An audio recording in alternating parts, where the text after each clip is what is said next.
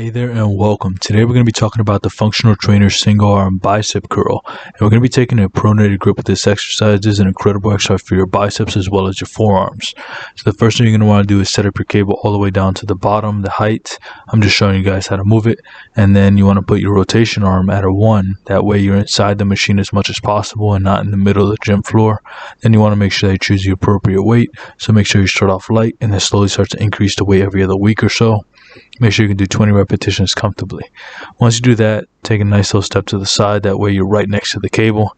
Make sure that your feet are around shoulder width apart. Make sure that your hips are in, your glutes are tight, your abs are tight, as well as making sure that you're looking forward. Now, one key thing here is making sure that you keep the elbow in a fixed position as much as possible. Before we continue with more tips though, here's a word from today's video sponsor. I'm today's video sponsor, and if you'd like help losing fat or gaining muscle, there are a few ways I can help you down below. Either set up a free consultation with us, purchase through one of our free affiliate links, or purchase one of our instant access affordable training programs. Can't wait to be of service to you. Now let's get back to the rest of the video. So now that we got the basics out of the way, let's go into more detail on each of these things. So the first thing is when it comes to your foot position, it doesn't really matter, but I recommend around shoulder width apart. That way you're as stable as possible. Next thing is you want to make sure that your hips are in and that your abs are tight. And the reason is because unless you start increasing, like you're going to increase the weight at some point, and unless those areas are as tight as possible, then what's going to end up happening is you're going to start arching your lower back excessively.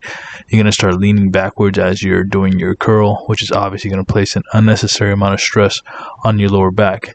If your main goal is to work your arms or your biceps in this case, then just work your biceps as much as possible. That way you can minimize the chance of you getting injured. The next thing I want to talk about is going to be the actual position of my arm.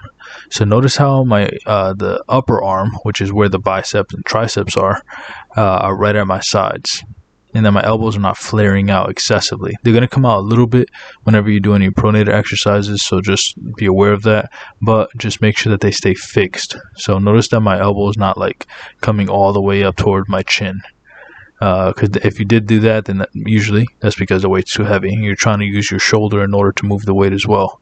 So lower the weight. Make sure that as you curl up that you do come up to your shoulder, but what you don't want to do is come up all the way to like your eyes, if I had to put it that way.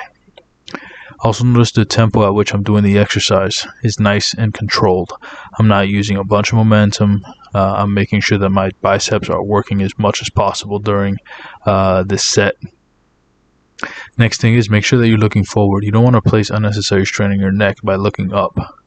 So like I said before, you don't want to do this. My elbows are flaring out to the side here, and you don't want to do that because that's going to place an unnecessary amount of stress on your rotator cuffs, and then you will get injured. Also, the next thing you don't want to do is half reps. So don't do half reps at the bottom of the range of motion. Also, don't do half reps at the top. Go all the way down, all the way up.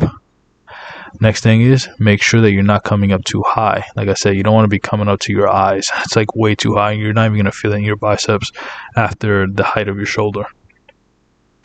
And then next thing is you want to make sure that you're not using momentum and that you're not doing a push press for your biceps. Just make sure you do it nice and controlled. And lastly, make sure, like I said, keep your chin tucked. That way you're looking forward.